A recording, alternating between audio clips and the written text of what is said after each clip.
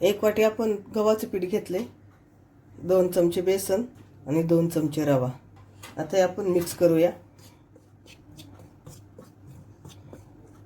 तर थोडं थोडं पाणी घालून आपण मिक्स करूया पीठ. आपल्याला एकदम पातळ नाही करायचं, थोडंसं घट्टच ठेवायचं. इथं पीठ आपलं मिक्स करून झाले, घट्टच ठेवलं, एकदम पातळ नाही केलं आपण. त्यामध्ये शिमला मिरची, कांदा, टमॅटो, भरपूर सारी कोथिंबीर, थोडीशी काळी मिरी पावडर, चवीनुसार मीठ. आपण हे सगळं मिक्स करूया. हिरवी कापलेली मिरची आहे ती टाकूली. आता हे सगळं मिक्स करू. इथं आपलं मिक्स करून झाले. इथं मी 1 मोठा बटाटा किसून घेतला आहे आणि पाण्यात एक टाकला होता, त्यातलं पूर्ण पाणी पिळून काढले. तो टाकून घेऊ.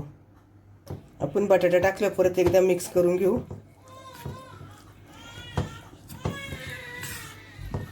इथं आपलं मिक्स झाले. इथं आपला तवा तापलाय. आपण मीडियम गॅस करू. तेल लावूया. तेल लावा किंवा तूप लावा, तुम्हाला जे आवडेल ते लावा. आपण तेल लावून घेतले सगळीकडून. त्यामध्ये मिश्रण टाकूया आणि पसरून घेऊ. खूप पातळ असा नाही करायचा, थोडासा जाडसरच ठेवायचा. खालच्या साईडनं चांगला भाजल्यानंतर आपण पलटी करूया. साईडनं असं थोडंसं तेल सोडून घ्यायचं. वरून पूर्ण सुकला की मग आपण पलटी करू.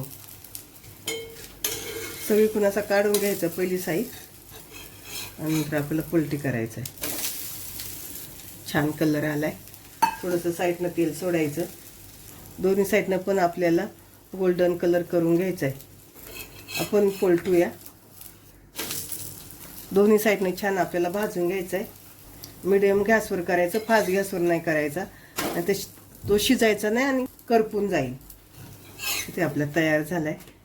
गव्हाच्या पिठापासून छान असा जाळीदार नाश्ता आपला तयार झालाय. सोडा वगैरे काहीच आपण टाकला नाही, नाही सोडा नाही दही.